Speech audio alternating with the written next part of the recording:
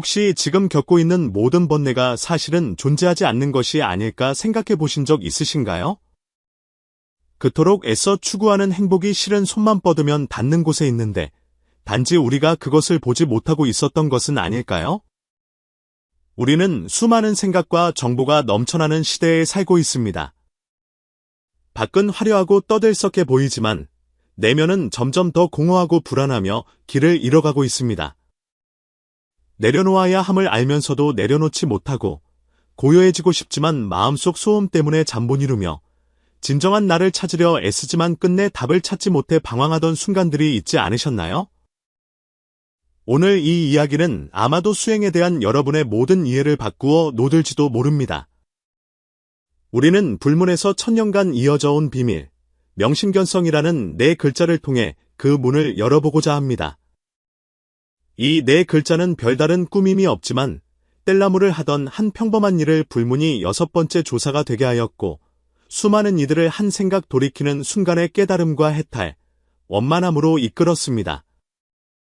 보리는 본래 나무가 아니요. 밝은 거울 또한 받침대가 아니네. 본래 한 물건도 없는데 어느 곳에 먼지가 끼겠는가. 이 세기를 초월한 개성 뒤에는 깨달음으로 직결되는 길이 숨겨져 있습니다. 그리고 여러분께서 이곳까지 이끌려 오신 것은 우연이 아니라 여러분 영혼 깊은 곳에 있는 깨어있는 그 부분이 부름에 응답한 것입니다.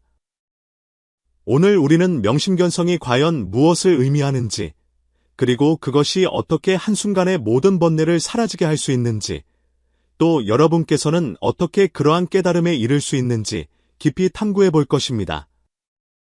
하지만 이것은 마음을 달래는 좋은 말이 아니며 한 번 듣고 모든 것을 이루는 신비로운 비법도 아닙니다. 이는 불교의 천년 지혜가 담긴 열쇠이며 여러분 내면의 진정한 자유를 열어줄 것입니다. 이제 마음속으로 원컨대 명심견성하여 모든 번뇌에서 벗어나게 하소서라고 발언하며 이 영상을 보는 모든 인연 있는 분들을 위해 축복의 마음을 보내주십시오. 자, 이제 천년간 봉인되었던 깨달음의 문을 열 준비가 되셨습니까? 명심견성이라는 네 글자는 간결해 보이지만 실은 불문 천년 지혜의 정수입니다. 부처님께서 전하신 단박에 깨닫는 법문 가운데서도 이는 바로 마음을 가리켜 본성을 보고 부처를 이루게 하는 핵심 열쇠입니다. 금강경에서는 모든 상이 상 아님을 보면 곧 열애를 보리라 하셨습니다. 이는 부처님께서 후세에 남기신 비밀스러운 가르침이자 명심견성의 씨앗이었습니다. 하지만 이 씨앗이 진정으로 꽃을 피운 것은 당나라 시대에 이르러서였습니다. 오조 홍인대사께서 이 법문을 정제하여 전수하셨는데 그가 진정으로 인정한 제자는 학식이 높고 명성이 자자했던 신수가 아니었습니다. 그는 영남에서 온 해능이라는 이름의 나무꾼이었습니다.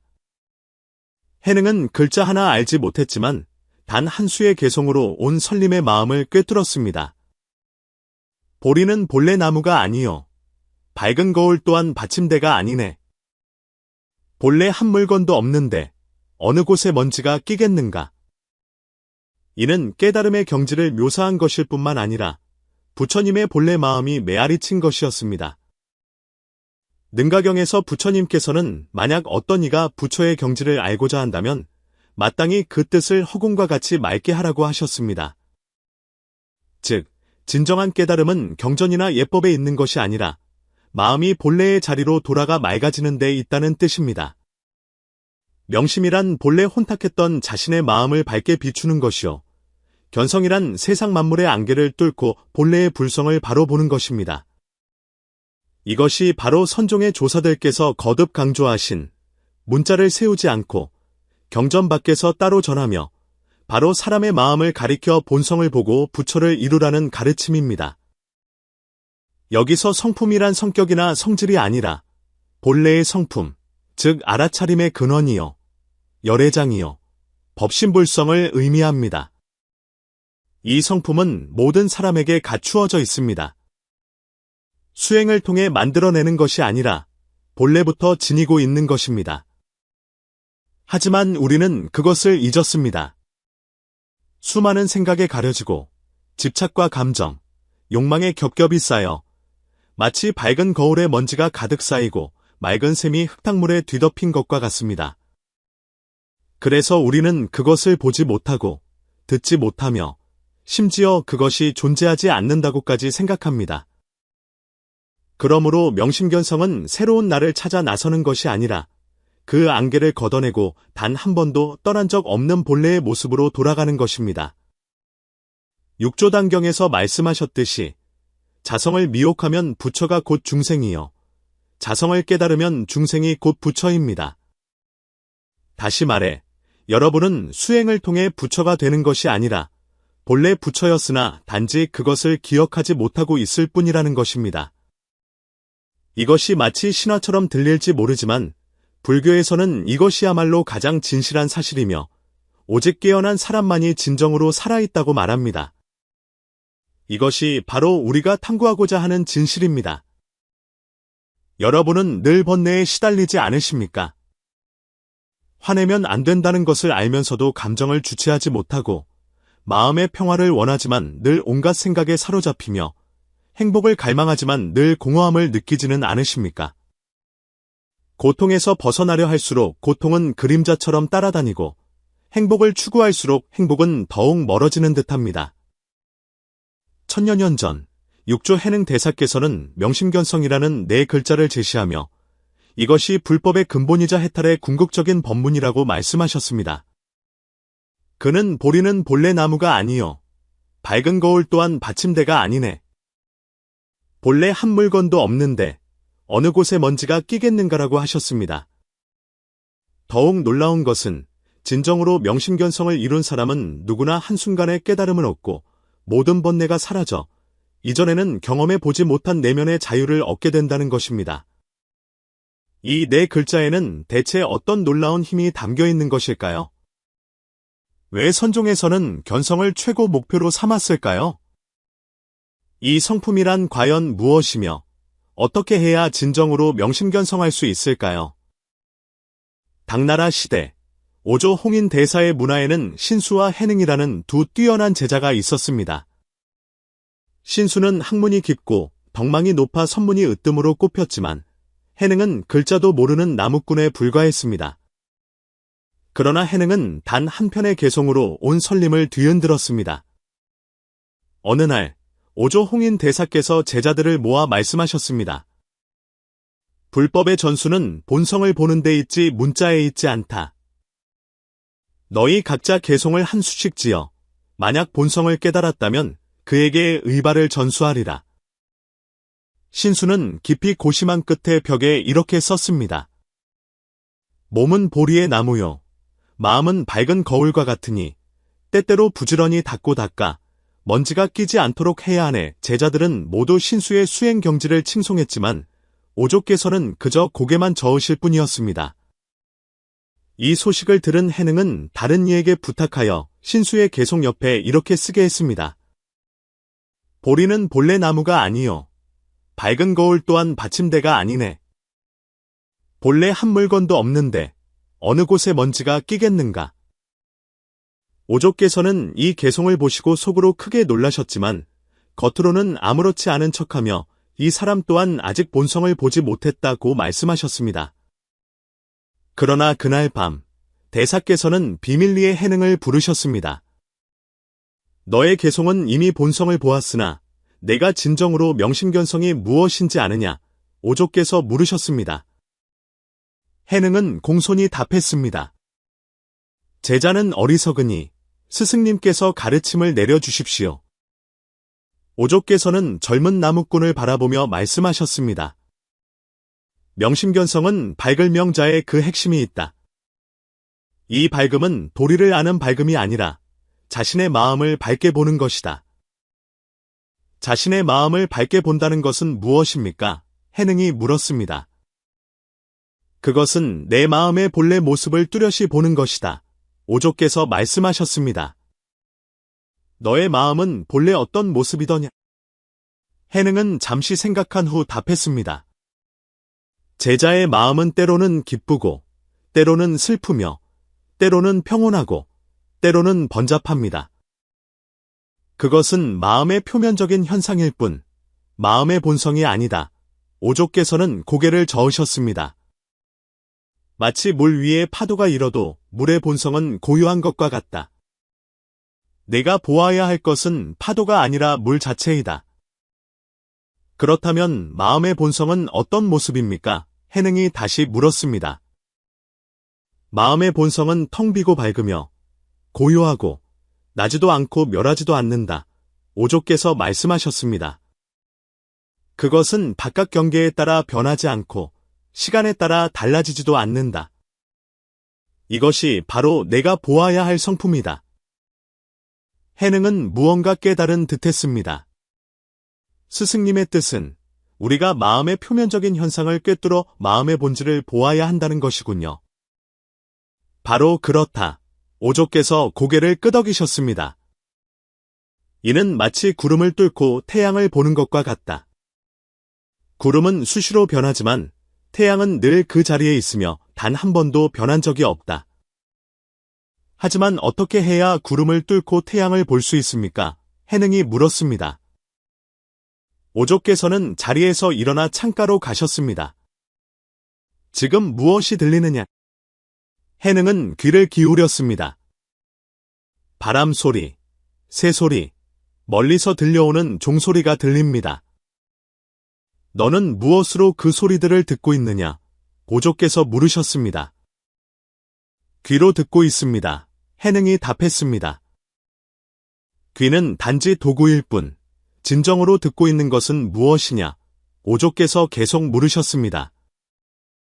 해능은 잠시 침묵에 잠겼다가 답했습니다.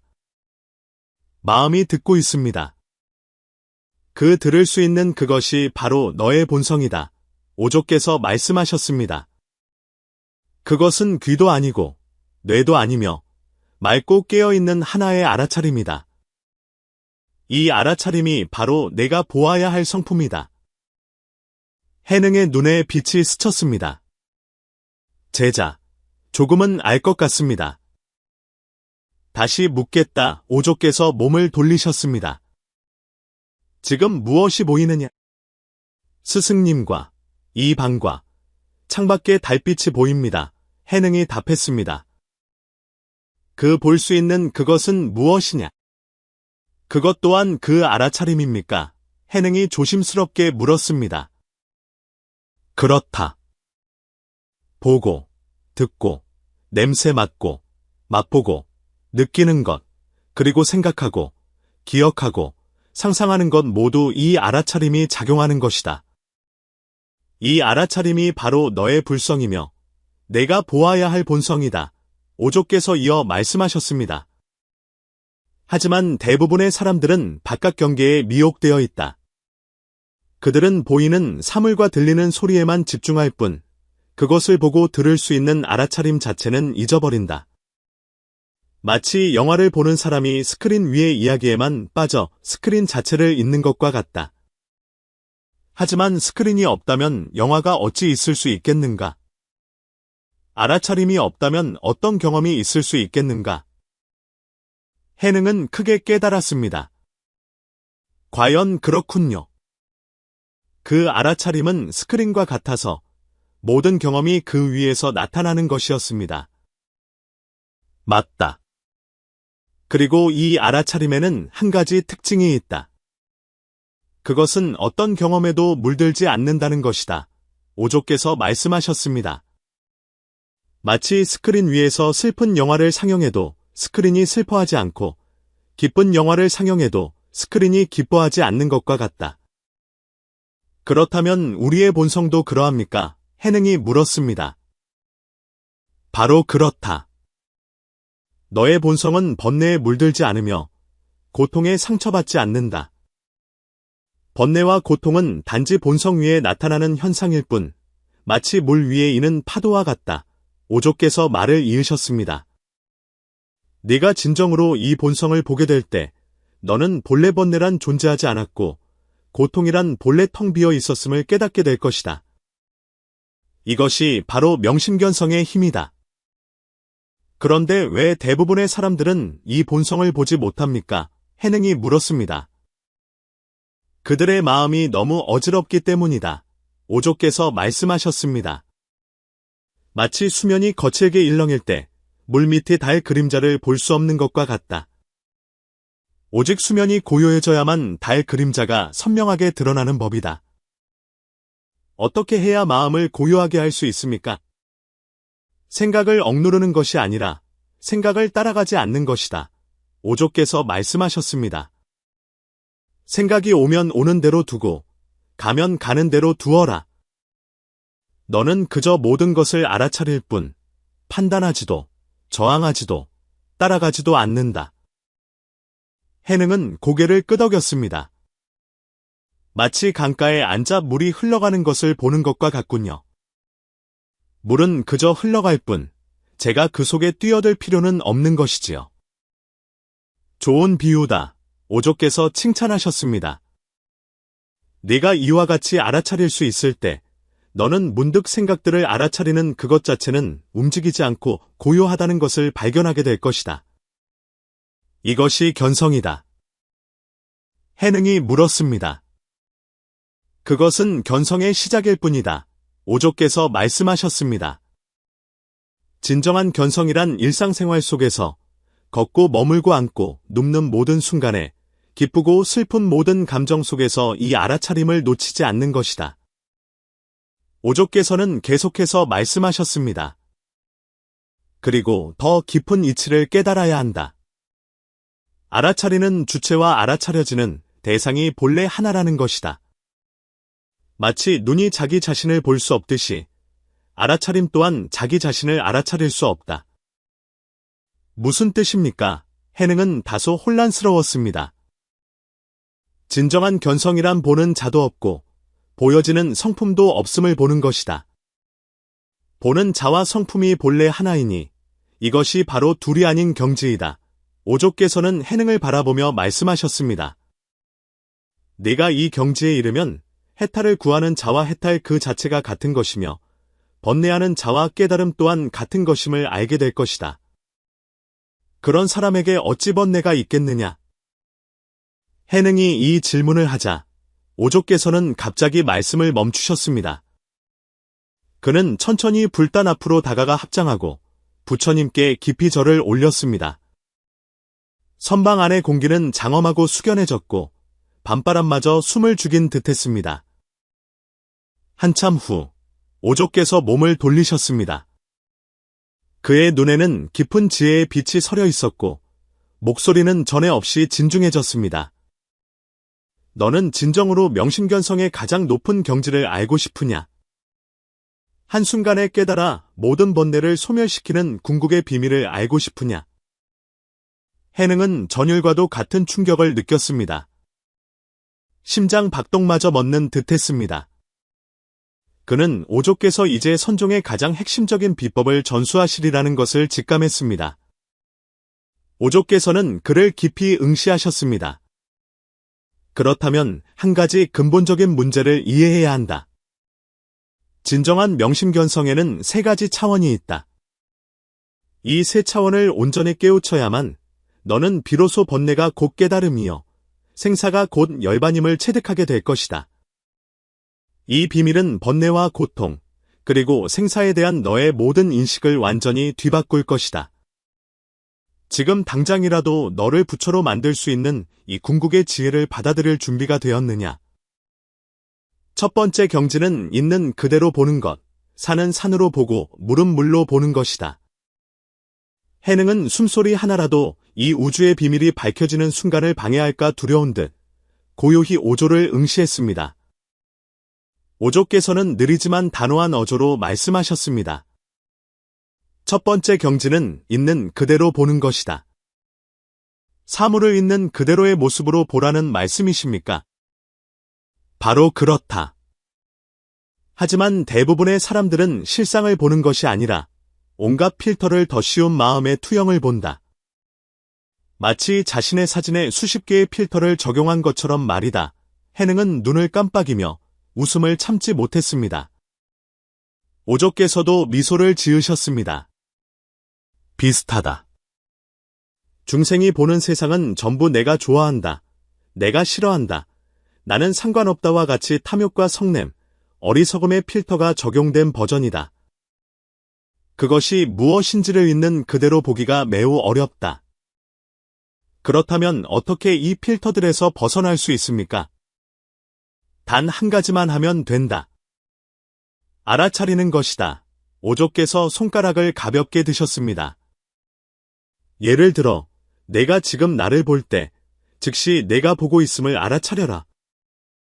새소리가 들릴 때, 즉시 내가 듣고 있음을 알아차려라. 이렇게 하면 너는 내용에 빠지지 않고 늘 알아차림과 함께 머물게 된다. 마치 게임을 할 때 몬스터를 잡고 레벨을 올리는 데에만 집중하는 것이 아니라 지금 게임을 하고 있다는 사실 자체를 기억하는 것과 같다고 할 수 있을까요? 해능이 조심스럽게 물었습니다. 맞다. 대부분의 사람들은 게임 속 캐릭터를 자신으로 여기고 스토리를 인생으로 착각하여 로그아웃하는 법을 잊어버린다. 두 번째 경지는 자신을 돌이켜 비추어 보는 것, 산은 산이 아니요 물은 물이 아님을 보는 것이다. 내가 알아차림에 안정적으로 머물게 되면 두 번째 경지에 들어서게 된다. 오조께서 말을 이으셨습니다. 그때 너는 세상이 내가 생각했던 것과 같지 않다는 것을 발견하게 될 것이다.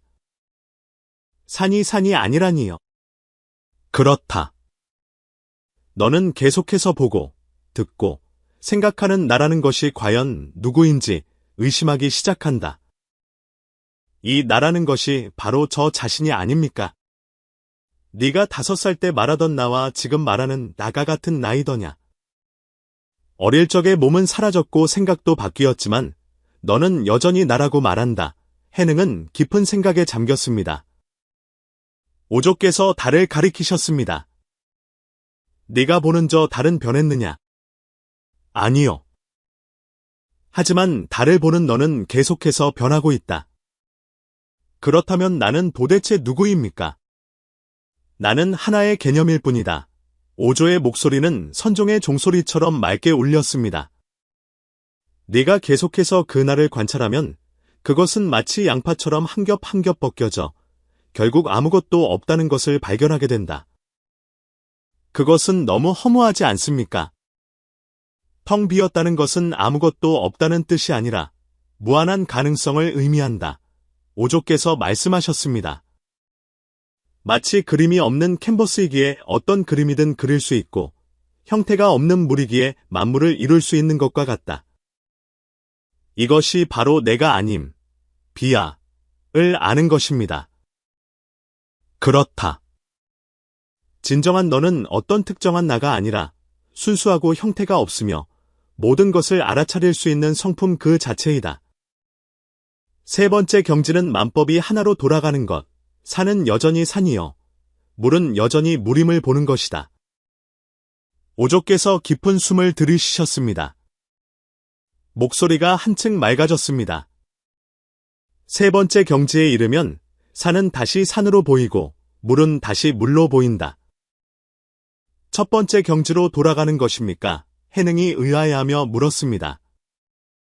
같지 않다. 오조께서 고개를 저으셨습니다. 첫 번째는 범부가 세상을 보는 것이요. 두 번째는 수행자가 마음을 관하는 것이며 세 번째는 성인이 세상과 하나가 된 것이다. 이해하기가 어렵습니다. 네가 본성을 본 후에는 바깥 경계가 아무리 변해도 내면은 늘 여여하여 움직이지 않는다. 너는 밥을 먹을 때는 다만 밥을 먹고 길을 걸을 때는 다만 길을 걸으며 웃을 때는 웃고 울 때는 운다. 아무런 분별심이 없다. 마치 어린아이와 같군요. 그렇다. 이른바 범부가 참된 모습으로 돌아가는 것이니 어린아이의 마음처럼 순수하고 물들지 않아 기쁨과 슬픔에 매이지 않게 된다. 너는 산이 바로 산이며 그것은 한 번도 변한 적이 없음을 발견하게 될 것이다. 물은 바로 물이며 그것은 한 번도 너를 거부한 적이 없다. 그렇다면 깨달음이란 깊은 산속에 들어가 좌선하는 것이 아니라 일상으로 돌아오는 것이군요. 바로 그렇다. 마당을 쓸면서도 본성을 볼 수 있고 차를 마시면서도 깨달을 수 있다. 오조께서 웃으며 덧붙이셨습니다. 심지어 게임에서 지고 화가 날 때조차도 가능하다. 해능이 웃음을 터뜨렸습니다. 그렇다면 온 세상 사람들이 게임만 잘하면 모두 깨달을 수 있겠군요. 실은 게임을 할 때 감정에 휩쓸리지 않고 이고 지는 것에 연연하지 않으며 중독되지도 회피하지도 않는다면 그것이야말로 매우 높은 경지의 선수행이다. 알고 보니 우리는 늘 도화 안에 있었군요. 단지 그것을 보지 못했을 뿐입니다. 이것이 바로 선이다. 오조께서는 해능의 곁으로 돌아와 낮은 목소리로 말씀하셨습니다. 내가 너에게 구결 하나를 전하겠다. 경을 읽을 필요도 없고 좌선을 할 필요도 없으며 언제 어디서나 쓸 수 있다. 해능이 가까이 다가갔습니다. 오조께서 나지막이 읊으셨습니다. 지금 이 순간이 바로 그것이며 알아차리면 곧 부처이다. 해능의 눈에서 빛이 터져 나왔습니다. 몸과 마음이 마치 감로수를 맞은 듯 한순간에 천지가 고요해지고 만법이 하나로 돌아오는 듯했습니다. 그는 자신이 진정으로 명심견성했음을 알았습니다. 스승님, 그가 낮은 목소리로 말했습니다. 제자, 이제 알겠습니다. 오조께서는 고개를 끄덕이시고는 더 이상 말을 잇지 않으셨습니다.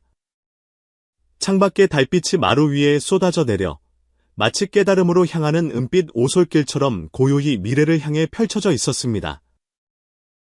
이야기가 여기서 끝났다고 생각하십니까? 아닙니다. 진정한 수행은 이제 막 시작된 것입니다. 알아차림이란 결코 하루아침에 이루어지는 것이 아니라 넘어질 때마다 다시 일어서고 생각이 일어날 때마다 그 시작점을 볼 수 있는 것입니다. 명심견성은 한 번의 경험으로 끝나는 것이 아니라 지속적으로 마음의 운영체제를 업그레이드하는 것과 같습니다. 이제 이 비밀을 알게 되셨으니 여러분도 조금 깨어나고 싶다는 생각이 드시지 않나요? 그저 깨어나겠다는 생각만 하지 마시고 이 가르침에 공감하신다면 주변에 널리 나누어 주십시오. 수행하는 사람도 서로 도우며 함께 나아가야 합니다. 우리가 마음이라고 생각했던 것은 사실 전혀 마음이 아닙니다. 여러분도 혹시 이렇게 생각하지 않으셨습니까? 내 마음이 괴로운 것은 다른 사람이 나에게 상처를 주었기 때문이고 내 기분이 좋은 것은 오늘 좋은 일이 있었기 때문이다라고 말입니다. 하지만 이 마음을 과연 누가 통제하고 있는지 생각해 보신 적이 있습니까? 바로 당신입니까? 외부 세계입니까? 아니면 영원히 출렁이는 생각입니까? 불법에서는 마음이란 생각이 덧없이 일어나고 사라질 뿐 주인이 없고 나라고 할 만한 실체가 없다고 가르칩니다. 여러분이 마음이라고 부르는 것은 실은 끊임없이 이어지는 생각들의 덩어리에 불과합니다. 그것은 오늘 기뻤다가 내일은 괴로워하고 바람을 보면 움직이고 사물을 보면 아는 체하며 마치 물에 비친 그림자처럼 늘 외부의 것에 이끌려 다닙니다. 이것은 마치 여러분이 영화를 보는 것과 같습니다. 여러분은 줄거리를 보고 있다고 생각하지만 사실 자신이 관객이라는 사실을 이미 잊어버렸습니다. 여러분은 이미 이야기 속에 허구의 등장인물 속에 깊이 빠져 있습니다. 명심의 첫걸음은 여러분이 이미 꿈속에 있다는 것을 알아차리는 것입니다. 밝힌다는 것은 이해가 아니라 비추어 보는 것입니다. 이것은 내가 괴롭다는 것을 안다는 차원이 아니라 괴로워하고 있는 나 자신이 실은 수많은 반응과 생각들로 이루어진 환영임을 비추어 보는 것입니다. 여러분은 번뇌가 아니며 기쁨도 아닙니다. 여러분은 그저 이 모든 것을 지켜보고 있는 알아차림 그 자체입니다. 경전에서는 이를 밝음이라 부르며 마치 새벽의 종소리가 잠든 의식을 깨우는 것과 같습니다. 한 생각이 깨어나면 오랜 세월의 업장도 텅 비게 됩니다.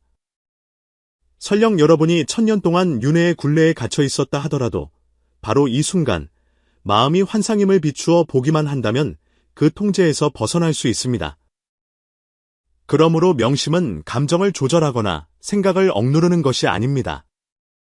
그것은 한 걸음 뒤로 물러나 생각의 뒤에 서서 그것이 오는 것을 보고 가는 것을 내버려두며 그것을 나라고 여기지 않는 것입니다. 여러분은 번뇌하고 있지만 여러분 자신이 번뇌는 아닙니다. 여러분은 화를 내고 있지만 여러분 자신이 분노는 아닙니다. 여러분은 생각을 하고 있지만 여러분 자신이 생각은 아닙니다. 여러분은 이 모든 것을 지켜보고 있는 맑은 거울입니다. 능엄경에는 매우 깊은 비유가 나옵니다. 어떤 사람이 어두운 방에서 눈을 감고 있을 때 창틈으로 햇살이 들어와 빛기둥을 만듭니다.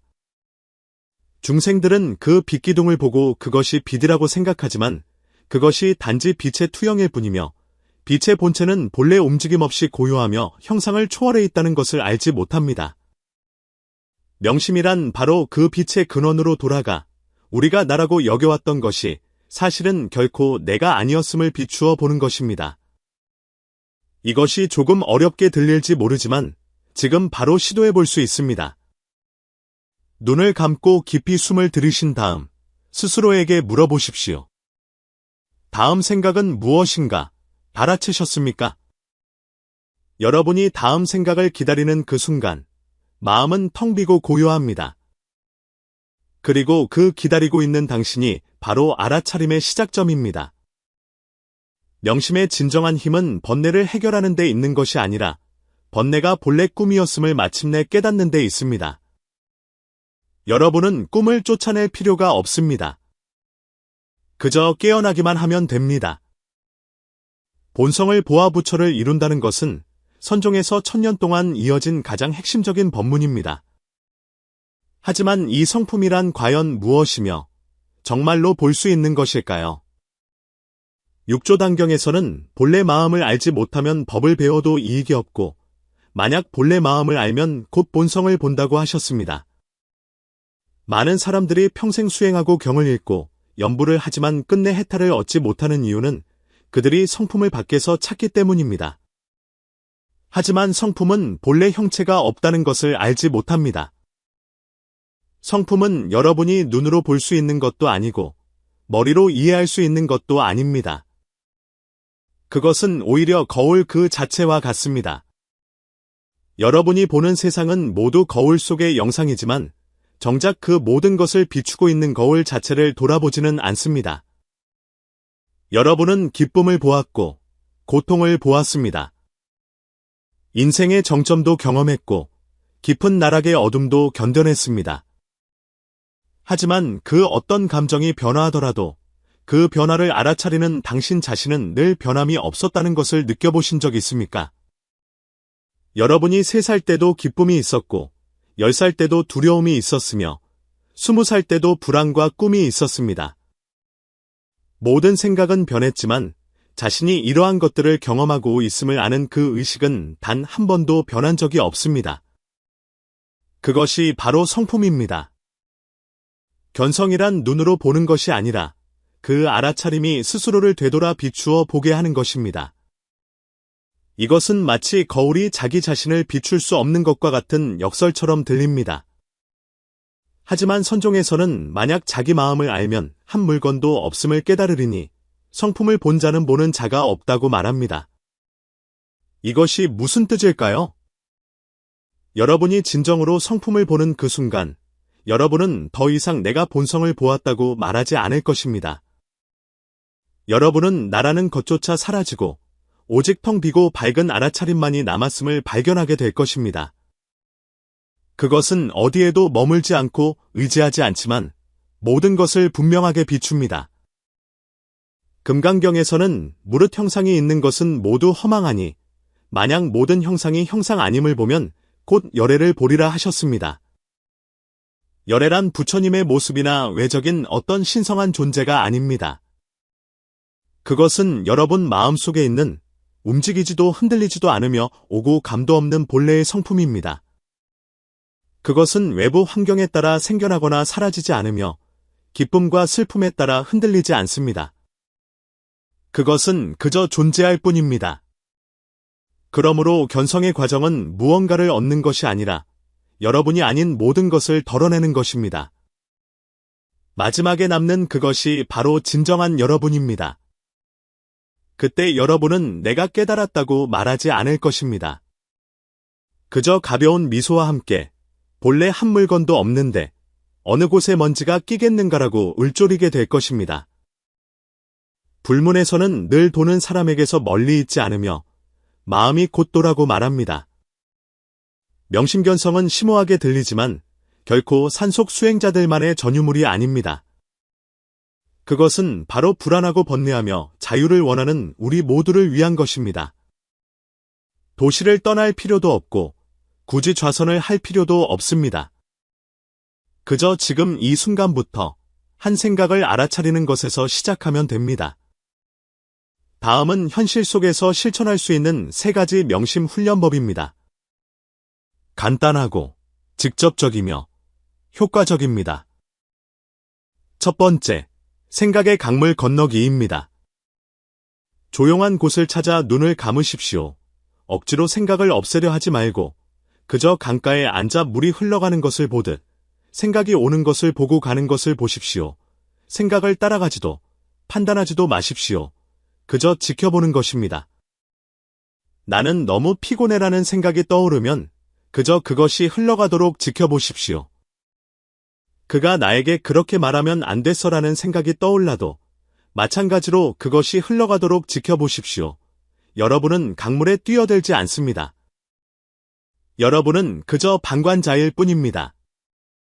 이렇게 5분만 연습해도 여러분은 생각과 자신을 분리하기 시작할 것입니다. 여러분은 더 이상 생각 그 자체가 아니라 생각을 볼 수 있는 성품이 되기 시작합니다. 두 번째, 알아차림에 다 내리기입니다. 일상생활 속에서 하나의 행동을 정해 그것을 알아차림의 신호로 삼으십시오. 예를 들어, 물을 마실 때마다 컵을 들면서 속으로 나는 지금 물을 마시고 있다고 되뇌는 것입니다. 기계적으로 반복하라는 것이 아니라 나는 살아있다. 나는 지금 이 순간에 있다는 것을 스스로에게 상기시키는 것입니다. 물 마시기, 걷기, 문 열기 등 평범한 동작에서부터 시작하십시오. 여러분은 살아있다는 생생한 감각과 다시 연결될 것입니다. 이것이 바로 일상 속에서 명심을 실천하는 길입니다. 세 번째, 번뇌의 근원 찾아보기입니다. 감정이 격렬하게 요동칠 때 종이를 꺼내 이 질문을 적어보십시오.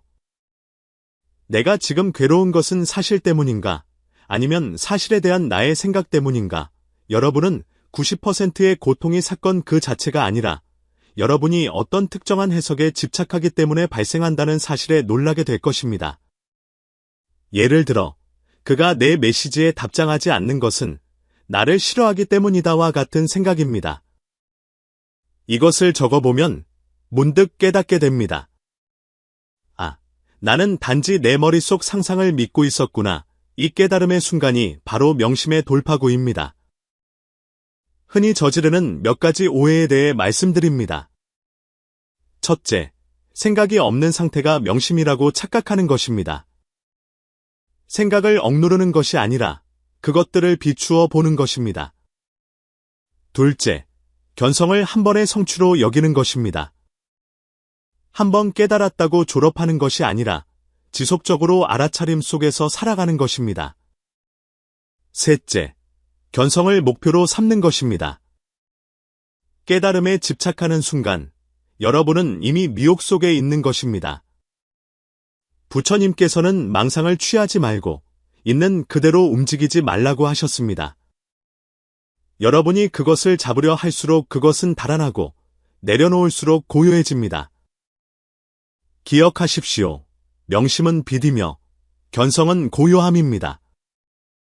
여러분이 거울 속 환영을 더 이상 좇지 않을 때 여러분의 진정한 자성은 고요히 모습을 드러낼 것입니다. 여러분은 자신의 인생이 끝없는 노력과 쟁취, 고통과 성취의 연속이라고 생각했을지 모릅니다. 하지만 혹시 여러분이 단 한 번도 진정으로 깨어난 적이 없었을 가능성은 없을까요? 여러분은 살아있지만 정작 자신이 누구인지 한 번도 본 적이 없습니다. 여러분은 자유를 추구하지만 진정한 자유란 외부의 속박에서 벗어나는 것이 아니라 내면에서 누구도 여러분 자신을 통제하지 않는 것임을 잊었습니다. 명심견성은 게임의 공략집도 인생의 지름길도 아닙니다. 그것은 단지 여러분의 알아차림을 꿈속에서 끌어내어 여러분이 그토록 발버둥 쳤던 모든 것이 실은 하나의 오해였음을 보게 해주는 것입니다. 부처님께서는 중생은 모두 열애의 지혜와 덕상을 갖추고 있으나 다만 망상과 집착으로 인해 증득하지 못할 뿐이다라고 하셨습니다. 이 말씀의 뜻은 여러분은 이미 모든 것을 가지고 있으나 단지 잊었을 뿐이라는 것입니다. 여러분은 누군가가 될 필요가 없습니다. 그저 여러분이 누구인지를 기억해 내기만 하면 됩니다. 이제 이 모든 것을 들으셨습니다. 계속해서 잠들어 계시겠습니까? 아니면 깨어날 준비를 하시겠습니까? 다음 생각이 일어나기 전에 부디 본성을 비추어 보시기를 바랍니다. 만약 이 이야기가 마음에 와 닿으셨다면 원컨대 저의 알아차림이 흐려지지 않고 마음을 밝혀 본성을 보게 하소서라는 발언에 마음을 내어주십시오. 그리고 진리의 길을 찾는 모든 이들을 위해 깨달음의 씨앗 하나를 심어주십시오. 이 가르침에 힘을 얻으셨다면 고통에서 벗어나기를 바라는 소중한 사람에게 이 이야기를 나누어 주십시오. 불법은 모셔두기 위한 것이 아니라 서로를 구하기 위해 있는 것입니다.